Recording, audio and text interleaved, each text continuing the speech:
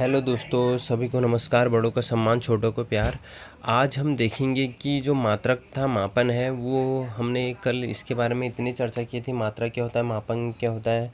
उसमें हमने देखा था कि उसमें कौन कौन सी भौतिक जो फिजिक्स में एक मापन और मात्रक का क्या काम करता है। तो कल हमने इसके पूरे डिटेल देखे थे कि किस तरह से इसमें पूरा विवरण दिया गया है। तो हम ज़्यादा टाइम वेस्ट ना करके हम सीधे टॉपिक पे आते हैं। टॉपिक में हम देखेंगे आज, जैसे कि हमने कल पढ़ा था कि भौतिक राशियाँ क्या होती हैं और विज्ञान जिसमें द्रव्य या ऊर्जा का जो विभिन्न स्वरूपों तथा ऊर्जा के रूप में विभिन्न क्रियाओं के माध्यम से होता है। तो इन चीज़ों का डिटेल होते हुए हमने देखा कि भौतिक राशियों के जैसे कि दो पदों के बीच में जो भी व्यक्त किया जाता है तो वो एक राशियाँ होती हैं जो फिजिकल क्वांटिटिज़म होती हैं, जैसे कि लंबाई, ताप, दाब, समय, दाब, वेग। और भौतिक राशियों के प्रकार हमने कल देखा था कि मूल राशियाँ क्या होती हैं, व्युत्पन्न राशियाँ क्या होती हैं। तो हम आज देखेंगे कि पूरक राशियाँ क्या क्या होती हैं। तो पूरक राशियाँ में क्या क्या होती हैं तो उसके बारे में हम जानेंगे।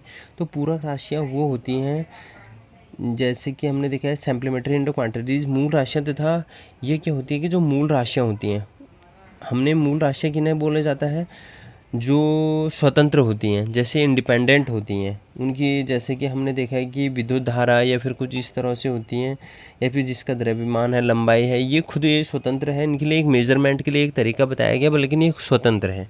अब पूरक क्या होती हैं।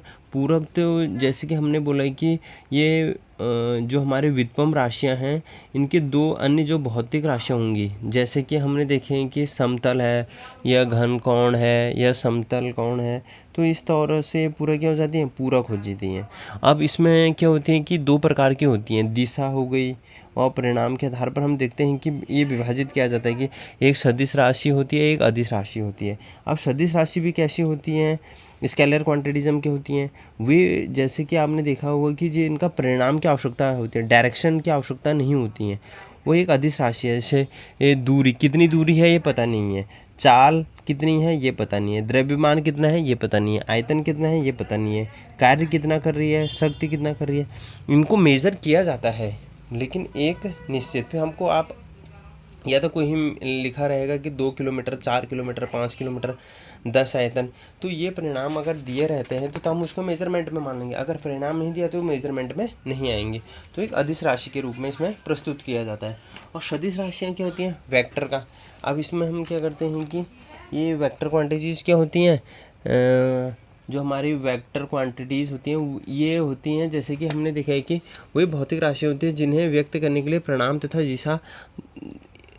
परिणाम और दिशा दोनों की आवश्यकता, मतलब परिणाम भी होगा और दिशा भी होगा, तो इन दोनों की क्या आवश्यकता होती है। उदाहरण के लिए जैसे वेग हो गया और विस्थापन हो गया या भार हो गया या बल हो गया या कोणीय विद्युत हो गया। तो इस तरह से क्या होती हैं, ये आपकी सदिश राशियाँ जिनका एक निश्चित अनुपात दिया रहता है कि इसी चीज़ में आपको व्यक्त किया गया है। और मापन में क्या होता है कि जब हम कोई भी चीज़ मापते हैं तो मापन, और फिर क्या होता है हमारा मापन या मात्रक की जिसका टॉपिक ही नाम है। जैसे कि हम देखते हैं कि मात्रक भी जो हम मापन करते हैं वो भी क्या होती हैं कि एक तुल्यात्मक रूप में होती हैं। कौन से रूप में होती हैं, तुल्यात्मक रूप में होती हैं, होती हैं। जो तुल्यात्मक रूप में होंगी तो इस तरह से इसमें क्या किया जाता है, विवरण दिया जाता है। तो तुलनात्मक रूप में क्या हो जाता है कि भौतिक राशि को जैसे कि अंकीय परिणाम के लिए एक शुद्ध संख्या दी जाती है, मतलब कोई भी एक शुद्ध संख्या दी जाती है कि इस तरह से होगी। तो भौतिक में भी एक निश्चित मात्रक होता है। तो ये मानक इस तरह से पूरा दिशाओं के हिसाब से पूरा एक विवरण दिया जाता है। तो हमने देखा है कि सदिश राशियाँ क्या होती हैं, अदिश राशियाँ क्या होती हैं, और फिर हमने भौतिक में देखा कि भौतिक में परिणाम क्या क्या होते हैं। कल हम पढ़ेंगे मात्रक के बारे में।